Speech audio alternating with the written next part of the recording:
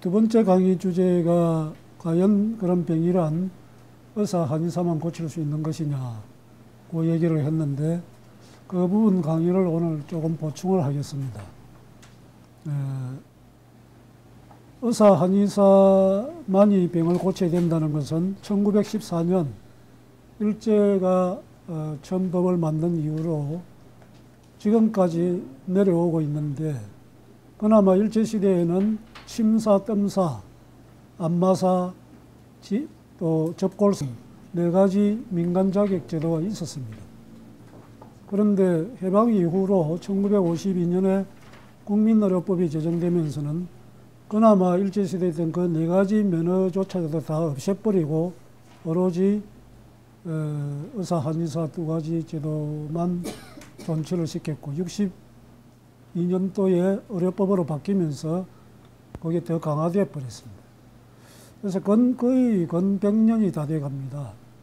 일제시대에는 법원 거리대에서도 단속을 거의 안 했고, 또 50년대까지도 단속을 별로 안 했습니다. 근데 5.16 쿠데타 이후로 단속을 하면서 면허가 없는 사람은 아무리 천하 신이라도 소문이 나면은 고발당하고 처벌받는 그 악순환이 지금까지 계속되어 오고 있는데, 제가 의사가 못 고치는 환자는 그러면 어쩌란 말이냐 하는 책을 써내면서 일본에 내가 직접 간접으로 체험한 그 의사, 한의사 면허가 없으면서도 병을 너무 잘 고치는 그 숱한 사례들을 그 책에 아는 대로 좀 적었습니다. 제가 그 책을 낼 때는 이 정도 자료를 내가 제공하면은 우리나라 보건 정책 당국자들이나 또 시민운동을 하는 사람들이나 의사, 한의사들이 스스로 이게 뭔가 좀 잘못된 부분이 많구나 하고 제도를 고치지 않겠느냐, 이렇게 생각을 했습니다. 그런데 그런 기대들이 여지없이 배신을 당하고, 더구나 2010년도에 헌법재판소에서 다수 의견이 의료법은 위헌이다 하는 의견을 내놓고 정부와 국회로 하여금 법을 고치도록 어떤 촉구를 하는 취지를 담았음에도 불구하고 정부는 오히려 합헌이라고 결정이 났으니 단속을 계속하겠다고 하고, 국회는 처음에 입법공청회 한번 하고는 그대로 아무 관심도 없습니다. 지금 이번 대통령 선거의 핵심 정책 논쟁점이 경제민주화인데, 경제민주화와 복지라는 건 잘 알고 계시잖아요. 근데 그 복지에 들어가는 숱한 그 비용들, 그걸 이제 권력을 잡기 위한 포퓰리즘이다 하고 비난하는 측에서는 도대체 무슨 돈을 가지고 그 많은 복지 정책을 하겠다는 소리냐, 이렇게 비판을 합니다. 제가 그것을 보면서 참 답답하고 안타까운 것은 이 의료제도만 좀 손질을 해도 우리는 복지에 들어가는 그 재원들을 거의 다 마련할 수 있다. 제가 경험한 바로는 의료를 정말 병을 잘 고치면은 병을 고칠 수 있도록 해준 그런 순리대로 유연하게만 만들어주더라도 우리나라 의료비는 아무리 적게 전략을 해도 현행보다 3분의 1 이하로 줄어들 수 있다. 그건 제가 이 3분의 1이라는 것은 혹시나 싶어서 겸손하게 표현하는 것이, 실제로는 5분의 1도, 또 어떤 저명한 제야 명의는 10분의 1로 줄일 자신이 있다고 장담을 합니다. 10분의 1까지는 안 가더라도 3분의 1만 줄여도 지금 내가 보기에는 건강보험공단을 통해서 공식적으로 지급되는 의료비가 1년에 한 50조, 60조, 거기에다가 민간의술 이런 데 개인적인 건강에 들어가는 비용까지 환산하면은 한 7, 80조, 한 100조 안 될까 싶어요. 우리나라 전체 국민이 1년 동안 이 질병과 관계해서 지출하는 비용들이.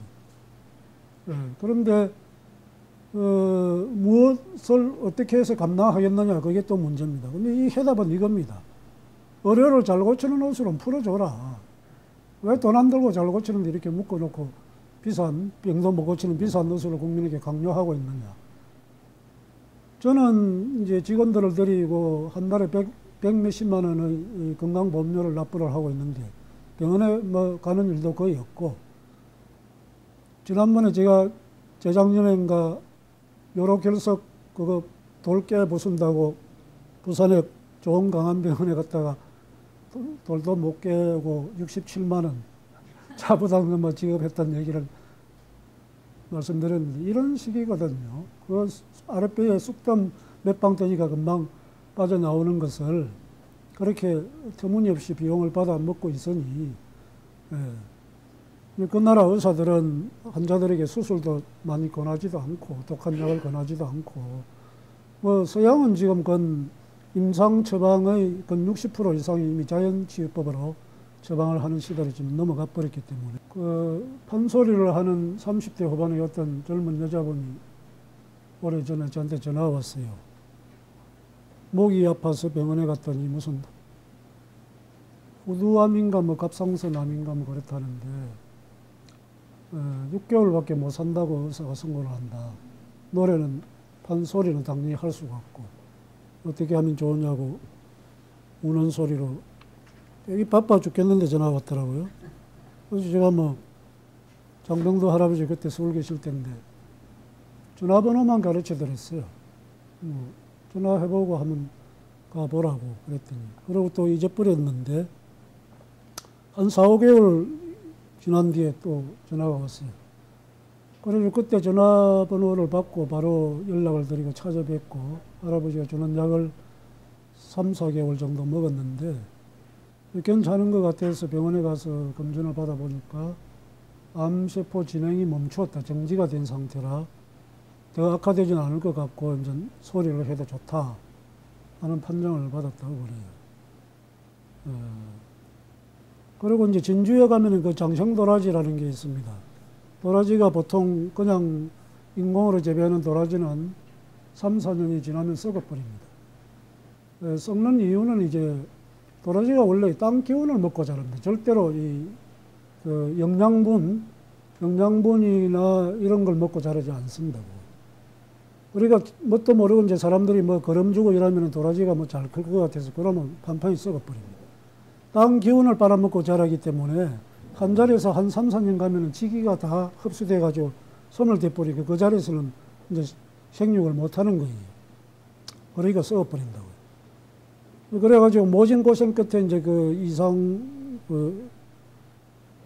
이성호 선생이 이제 그걸 옮겨 심어줘야 되는구나. 3년마다 그걸 알아내가지고 6번을 옮겨 심으니까 21년이 되는데, 21년 되면은 약성이 완전히 변해버려요. 20년짜리하고 21년짜리하고 뭐 현저한 차이가 납니다. 그래서 이제 21년짜리 도라지를 개발해가지고 이제 제품화했는데, 진주 경상대학교의 그 수의학과의 어느 교수님이 무슨 뼈입니까? 이거 골반하고 연결되어 있는. 네? 갑자기 내가 생각이 안 나서 그런데 어떻게 그렇게나 모르십니까 다들? 이 무슨 뼈?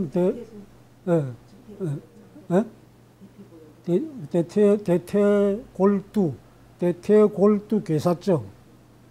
그러니까 이제 뼈가 썩는 거죠. 수술을 12번을 했답니다. 근데 계속 또 수술하고 나면 또 썩고 또 썩고, 그래서 이제 서서 강의도 못할 형편이 됐고 거의 본인도 더 이상 수술을 할 수가 없는 지경이라 포기를 하고 있는데, 어떤 사람이 그러더래요. 그 장생도라지라는 거 먹어봤냐고. 자기는 처음 듣는 소리인데, 진주에 바로 옆에 있는데 그걸 아직도 몰랐냐고. 그래 이제 이성호 선생님한테 연락이 와서 그걸 2달치를 그냥 무료로 그 교수한테 줬답니다. 먹으라고. 근데 그걸 먹고는 너무 좋아져 버려가지고 수술을 안 해도 되고 이제 정상적으로 거의 돌아와 버렸어요. 그분이 이제 그 사실 확인서를 하나 써달라 해가지고 그 책에, 제가 쓴 책에 실어놨습니다만. 그리고 울산법원에 제가 근무할 때 한국에서 벌침을 제일 잘 놓는 사람이 울산교육청의 사무관입니다, 지금. 이 사람이 왜 벌침의 대가가 됐느냐 하면은 폐결핵에 걸려가지고 죽기 일보 직전까지 병원에서 주는 약도 소용이 없고, 누워서 일어나는 것조차도, 누워 있다가 일어나 앉는 것조차도 너무 힘들어가지고 못할 상황. 그러니까 거의 하루 종일 누워서 있는 거죠.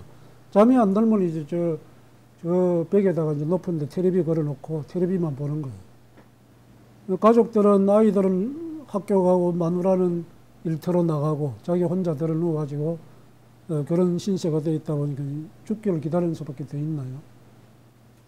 그랬던 사람이 어디 텔레비 대담 프로를 들었는가 벌침이 좋다 하는 얘기가 기억나가지고 마침 그 자기 집 근처에 양봉을 하는 집이 있었답니다.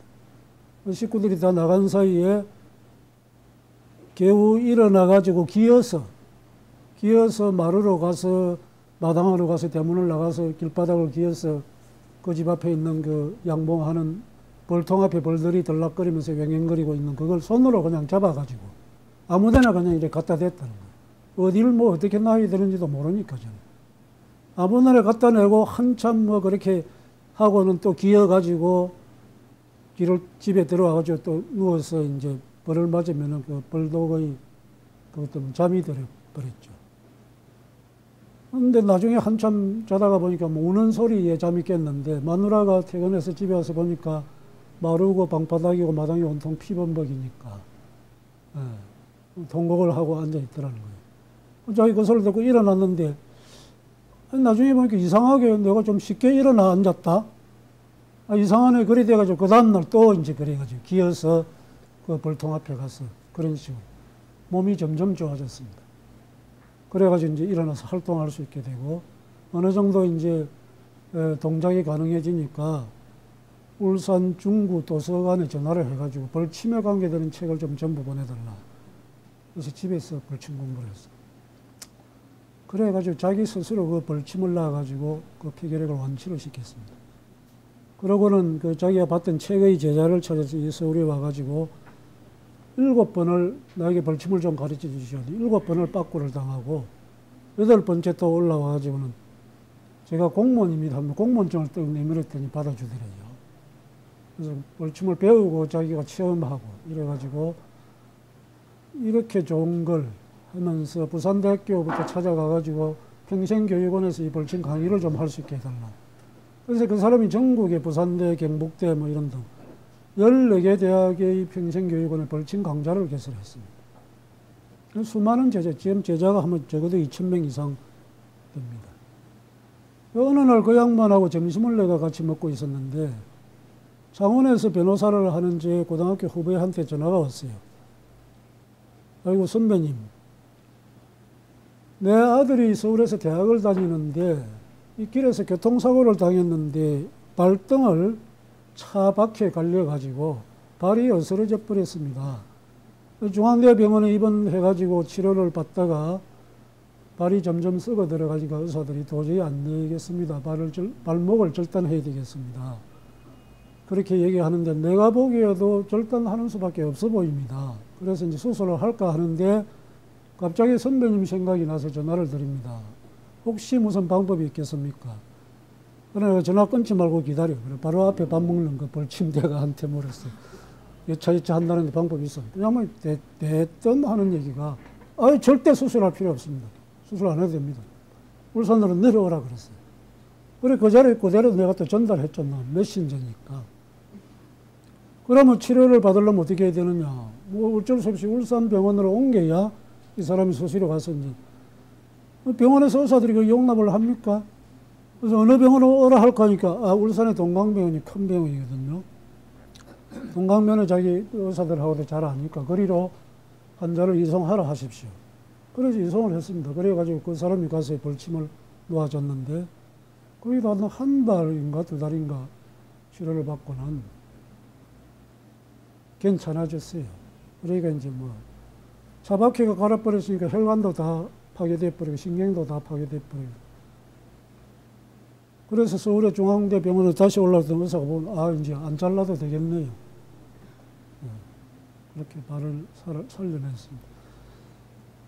제가 이제 몇 가지만 이렇게 말씀을 드렸습니다. 과연 의사 한의사만 치료해야 되는 게 맞습니까? 그 울산에 있을 때 그분한테 내가 좀 확인이 필요하니까 벌침을 제가 쓴 이 책 1권에는 벌침에 관한 얘기가 없습니다. 그때 내가 자료를 가진 게 없어가지고. 벌침 체험한 사람들을 좀 모아달라. 내가 직접 확인해 보고 싶다. 그랬더니 어느 날 한 20명을 모았어요. 그리고 저녁 식사를 같이 하고 그 자리에서 내가 한 사람 한 사람 인터뷰를 했습니다. 세상에 참 별의별 병이 다 있대요. 희한합니다. 이 목에 이렇게 고추 세우지를 못하는 병도 있었대다. 그냥 있으면 탁 구부러져 버려. 탁 구부러져 버려. 그분 하는 얘기가 벌침을 맞고 많이 좋아져서 조금씩 이제 세울 수 있게 돼 있다.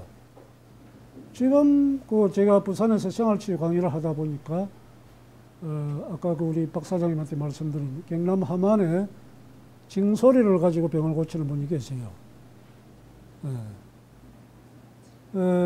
저한테 생활치유 강의를 듣는 어떤 분이 그 아마 징소리를 자기 주변에 이렇게 이건 또 사경증이라 그래도만 목경증, 목이 기울어져 있는 병, 항상 요래가지고 요래 있는 병.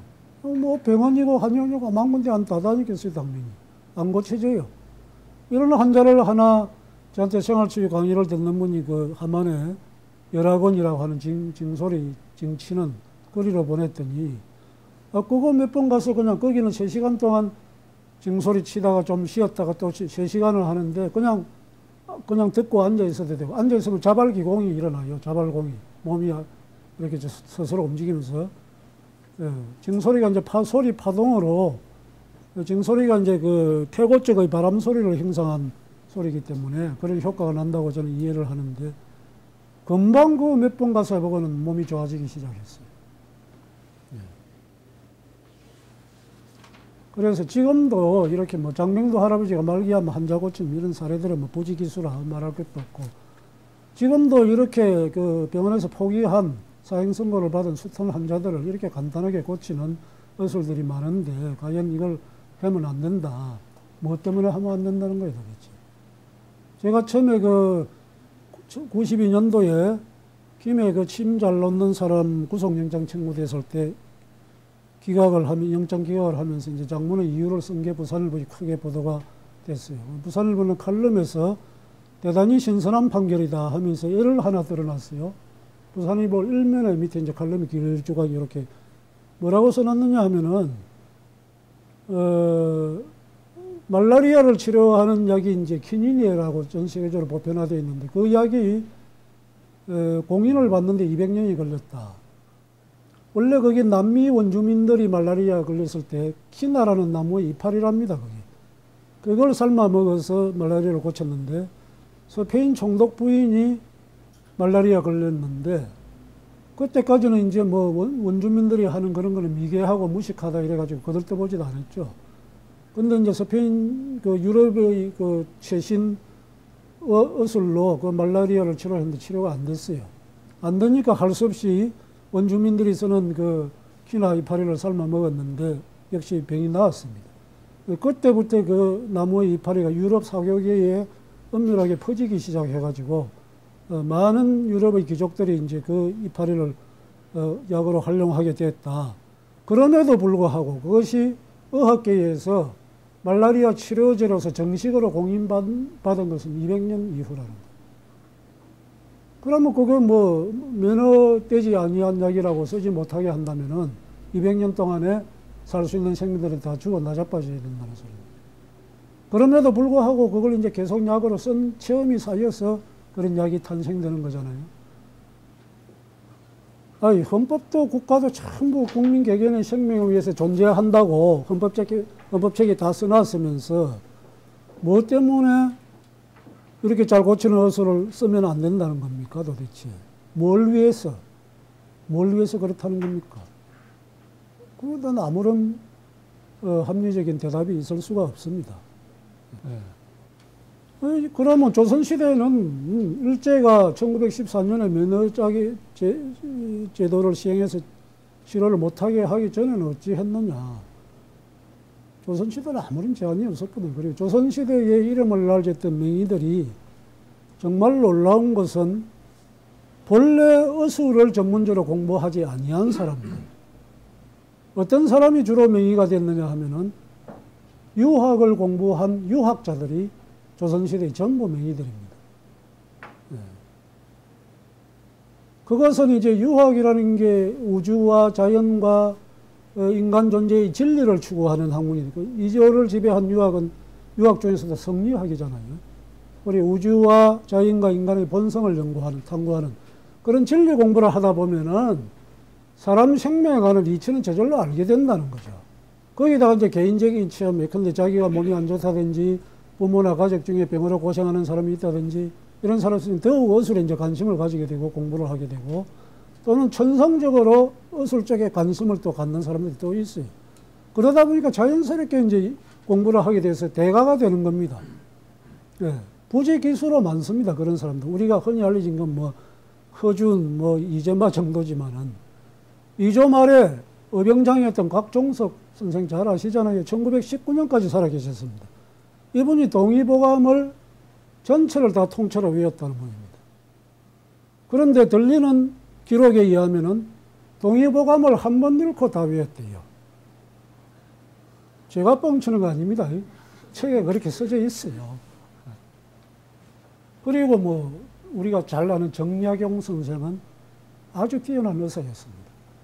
의술에 관한 기록도 많이 남겼고, 그다음에 서해 유성룡 선생이라든지 뭐 태계 이항 선생 제가 지난번에 태계 선생은 20대부터 주역 공부에 밤낮 없이 몰두하다 보니까 건강을 많이 상해버렸어요. 그래서 여기저기 의술을 연구해가지고 평생 건강법을 그 책으로 써서 주변에 많이 나눠주기도 했고, 예. 그리고 우암 송시열 선생하고 허목이라는 당대 이제 이 정치적인 파가 틀려서 아주 효종이 죽은 뒤에 상복을 몇 년간 입을 것이냐 하는 문제를 가지고 당파끼리 아주 치열하게 싸운 소위 예송 논쟁이라는 게 역사에 나옵니다. 그 당사자가 송시열하고 허목인데 완전 반대파죠. 그러니까 지금 같으면 뭐 박근혜하고 문재인이 정도로 이렇게 싸웠는데 송시열이가 중병에 걸려가지고 있을 때 자기 아들을 허목에게 보냈습니다. 처방을 받아오라고. 허목이 처방을 해줬습니다. 뭘 처방했느냐? 비상과 부자를 처방했어요. 비상과 부자에다가 할미꽃 뿌리, 백두홍이라고 한양용어로서는 이걸 처방했는데 가져와서 보니까 전부 비상이잖아요. 송시열 가족들이 못 먹게 했습니다. 근데 우암 선생님 그걸 먹었습니다. 그러고는 며칠을 혼절해 있다가 깨어나서 완치가 되었습니다. 그 뒤에 아들이 허목을 찾아가서 물었습니다. 어째서 그런 극약을 처방하셨습니까? 평생의 정적이니까 죽으라고 처방하는 줄로 알았겠죠. 근데 송시열 선생은 대뜸 그걸 받아 마셨다. 그리고 완쾌가 됐는데 허목이 하는 얘기가 송시열 우암 선생이 평소에 손자의 오줌을 받아 마신다는 걸 내가 알고 있었느니라. 그래서 병이 났다길래 내가 판단하기는 바로 요 독이 사이에서 병이 왔을 것이다. 그래서 내가 그걸 처방했다. 독으로 온 병은 독으로 처방하는 일밖에 없으니까 독 중에 극약인 비상과 부자를, 부자는 사회 걸레를 때 쓰는 독이거든요. 부자를 먹으면요, 이 오장육부가 걸레 조각처럼 되어버린답니다. 그렇게 독성이 강합니다. 이분들이 다 대가라. 송시열 선생도 어술의 대가고 허목 선생도 어술의 대가입니다. 그렇게 이제 소위 수준 높은 계층, 양반 계층에서는 유학자들이 그렇게 대의사들이 많았고, 그 다음에 이제 의료 전문가를 뽑는 의과에 합격해가지고 이제 원래부터 의술의 전문가로서 이름을 날린 분들이 많이 있고, 그 외에도 일반 천민들 중에서도 명의로 이름을 날린 분들이 꽤 있습니다. 부산대학교 한문학교의 강명관 교수가 몇 년 전에 그 월간 신동아에 기고했던 조선시대의 민중이라는 글이 있는데,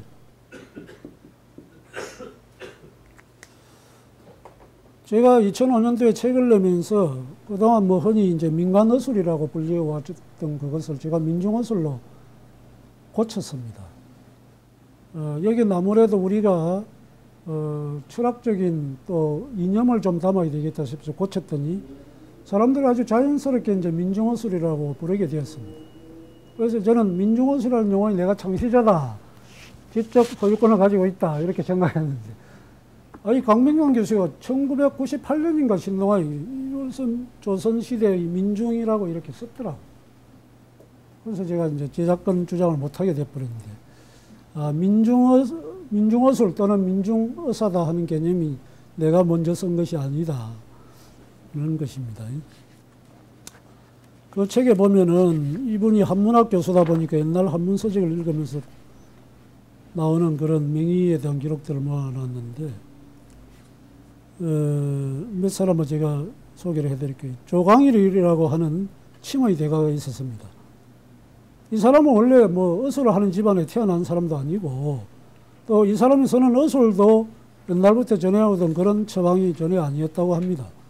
그 사람은 가죽 주머니 속에다가 구리침하고 쇠침을 한 10개를 항상 넣고 다니다가 환자를 보면 그냥 그 자리에서 고치는데, 아마 침을 가지고 이 외과적으로 종기나 이렇게 상처 입은 부분을 터뜨려 가지고 상처를 고쳐주고, 어혈을 또 빼내주고, 또 품기가 있는 사람들 침을 놔가지고 고쳐주는데, 절름발이도 고치고 곱추도 이렇게 씌우고, 즉시 효험이 나타나지 않는 경우가 없었다. 이렇게 옛날 기록에 나와 있다고 합니다.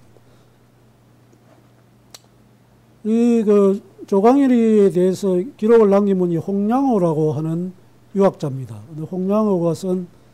홍양호가 이제 그 조광일이를 목격한 홍양호가 쓴 이계집이라는 책에 나오는 글인데, 홍양호가 어느 날 우연히 조광일의 그 오두막 집을 지나다 보니까 웬 노파가 아들놈이 병이 나서 거의 죽게 됐으니 제발 목숨을 살려달라고 애걸을 하고 있었답니다. 홍양호가 보아도 그 환자는 돈이 안 될 환자로 보였는데, 그런데도 조광일은 그럽시다 하면서 귀찮아하는 기색도 없이 선택길을 따라 나서더라. 그래서 그 뒤에 홍양호가 조광일에게 물었답니다. 어술이란 천한 기술이고 시정은 비천한 곳이다. 그대의 재능으로 귀하고 현달한 사람들과 사귀면 명성을 얻을 것인데 어찌하여 시정의 보잘것없는 백성들이나 치료하고 다니는가 하고 물으니까 조광일이 즉시 이렇게 대답했답니다.